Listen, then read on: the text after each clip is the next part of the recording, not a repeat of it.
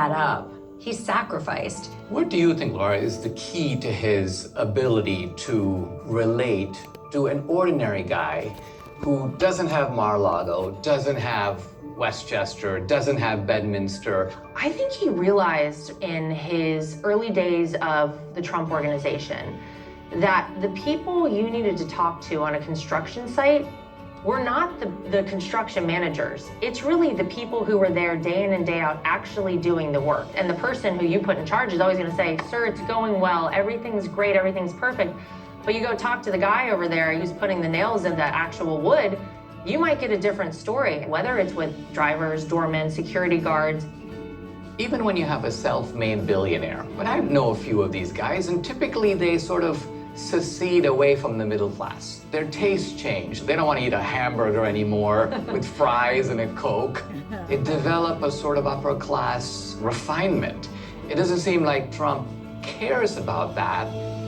I think you're right. I think one aspect that people don't appreciate about Trump, but you see this in the rallies, he's actually a genuine comedian. Yeah, he's good with the names. Sleepy Joe, Mini Mike, Crooked Hillary, Little Rocket Man, Crazy Birdie, Crying Chuck, with Shifty Shift, Nervous Nancy. I call her Laughing Kamala. You ever watch her laugh? She's crazy. Donald Trump is one of the funniest people I have ever met. And I actually love whenever we have dinner with him. Dinners are like 4 hours because the stories that he tells and the way that he describes things it's hilarious. And her mother and father are screaming, you got it!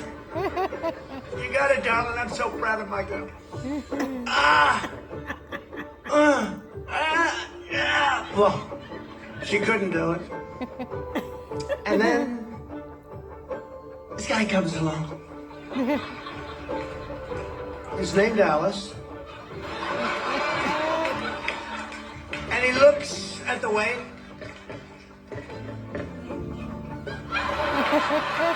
World record, world record. Donald Trump is a showman. He always has been. He always will be. Trump is a certain kind of a giant. He is a larger-than-life figure, and that scares them. Well, a lot about Donald Trump scares them. You know, I'll never forget when we all sat down just before he announced he was running for president in 2015, and he said, listen, this is something I want to do, guys. I need you guys to understand that they're not just going to come after me, they're going to come after all of us. And I need to know if you're okay with that. And of course, we were like, yeah, how bad could it possibly get? Little did you know. Little did we know. I think he really knew deep down that going against the current and going against the natural progression of things as it relates to our government was going to be very tough for him to do, and he still decided to take it on. He was such a cool figure in the culture, right? Hanging out with Oprah, and the rappers wanted to be seen with him. And what you're saying is that he was aware that he was putting all this in jeopardy because by shaking up the system, powerful forces would become arrayed against him, even some of the people who were previously on his side. He knew. He was so right. I think the way he has exposed the rot within our government and agencies that people really didn't even know to look for. He exposed a lot of people who really had been bad actors acting in nefarious ways, and I think that's very upsetting and that scares them. But do you think with Trump, he's running really because he thinks the country is in bad shape and he's the right guy to fix it? He's the only guy. He's our only option because he's not bought by anybody. He is for America first. Yes.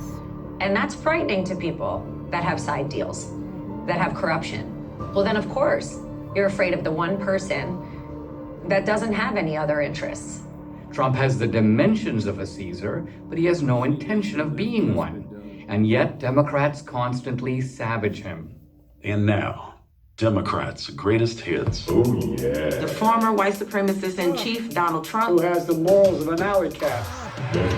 He's a right-wing racist, misogynist. He's arrogant, he's thin-skinned, misogynist, he's narcissistic, sexist, racist, misogynistic, sexist, egotistical, lying, hypocritical bigot. a full MAGA misogynist ticket. A misogynist. A dictator. Dictator. A dictator. Dictator. A dictator. A dictator. A dictator. A dictator. And they've been saying that he's a dictator, and I'm thinking to myself, Well, dictators normally control the police agencies of the government. Police agencies are trying to get him. So you don't have to wonder, how will Donald Trump be as president? We had him for 4 years. I mean, what dictatorial things did he do? Did he throw Michael Moore in prison? No. The way Obama threw me in prison, you know? I mean, think, Alina, about oppressive and tyrannical societies, right? The Soviet Union, think of Cuba, North Korea, the Middle East, Venezuela. So here's what they have: widespread censorship. Right. They have mass surveillance of citizens. They have ideological indoctrination in the schools and the media, criminalization of political differences, locking up your opponent or worse. All of these things are now present in America, but they're not coming from Trump. That's right. They're coming from them. They're coming from the Democratic Party. Locking them up, going after their companies, their families, their associates, their lawyers, putting them in jail, scaring people from being around that person, that if you do, you'll be persecuted, you'll be prosecuted. That is a dictator, and that is what we are living through at this moment. That's right. 1 week after the attempted assassination, I spoke with Donald Trump.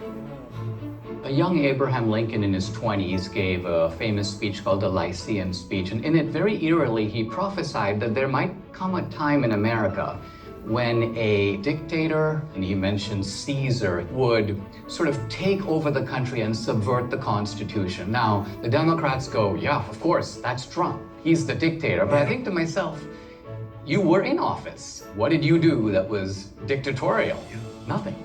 No, we were all about democracy, and that's what we're about. And you know, their theme is, oh, Trump will subvert democracy, but they're the ones that are going to subvert democracy, and that's what they're doing all the time. I mean, did you do censorship? No. Did you lock up any leading Democrats? No. I mean, there were people chanting for Hillary to be locked up, but you didn't lock her up. Let's defeat her in November. With Hillary as an example, I thought it would be a terrible thing, actually. What she did was terrible. What Biden did was terrible. What they all did. Yes. But I never would even think of doing that. I could have done it, and we had them dead to right, but wouldn't it be a terrible thing? And yet now, what they've done is they've opened up a box, a Pandora's box, that is a very dangerous thing. They've created a very dangerous precedent. Let me tell you why I think they're doing it, and why they're doing it to you. It's because you're not a normal Republican. You are massive entrepreneurial success and a builder. You built the New York skyline. You're also a cultural icon. They fear that even though they know you're not Caesar, you do have that kind of dimension. You have that kind of power. You didn't do an insurrection, but guess what? Had you called for one, there would have been one. And there would be one if you called for one now. They know that kind of power. They're scared of it. And so they're like, this is the one guy we need to go after by all means necessary. Well, I don't know if I have that power. I'm not sure I want that power. I want the power just to make the country better. We need power to make the country better. We're way behind. China is lapping